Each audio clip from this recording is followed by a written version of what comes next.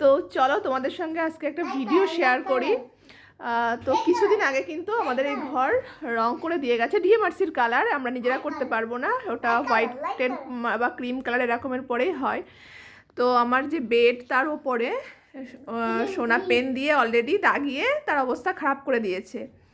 তো মানে বইয়ে খাতায় কি লিখবে তার থেকে দেওয়ালেই কিন্তু দাগ তোমরা দেখতেই পারবা বেশি। তো যাই হোক, একা থাকে ভাবি কি টাইম পাস করার জন্য ওকে কিছু অ্যাক্টিভিটিস করবে, তার জন্য কিছু জিনিস এনে দিই। বই খাতা তো কিনে দেওয়া হয়েছে বাবা দ্বারা, ও দাদা আসলে কিনে দিয়েছে অনেক কিছু, ব্যাগ, বই, খাতা, পেন, সব কিছু, পেন্সিল, রাবার, সব কিছু কিনে দিয়েছে। তো তারপরে ভেবেছিলাম যে একটু কালার পেন হলে ভালো হয়, হয়তো তাতে পড়বে, পড়াশোনার জন্যই আর কি মেনলি এইসবগুলো কেনার কথা বলি। তো স্কেচ পেন নিয়ে এসেছিলাম, ওর হাতে এখন একটা আছে। তো যেদিন ফার্স্ট নিয়ে এসেছি সারা দেওয়ালে মানে অবস্থা দেখো, কালার কালার করে ফেলেছে একদম, মানে আমার দেওয়ালটা, সাদা দেওয়ালটা অলরেডি কালার হয়ে গেছে।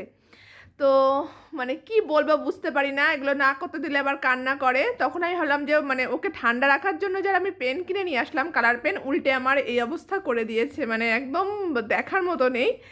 এই হচ্ছে আমার ছেলে, কি বলবো। তার পরের দিনই আমি ওটা আর কি লুকিয়ে দিয়েছিলাম যে আমি ওর হাতে দেবো না, কারণ তাহলে আরও কত জায়গায় এরকম দাগ পড়বে, তা ঠিক নেই, ওই জন্য আমি সেটা লুকিয়ে রেখেছিলাম। তো আজকে আবার এখন হঠাৎ করে একটা খুঁজে পেয়েছে, দিয়ে আবার লেখা শুরু করেছে। তোমাদের কার কার বাড়িতে এরকম দুষ্টু বাচ্চা আছে তো প্লিজ কমেন্ট করে জানিও।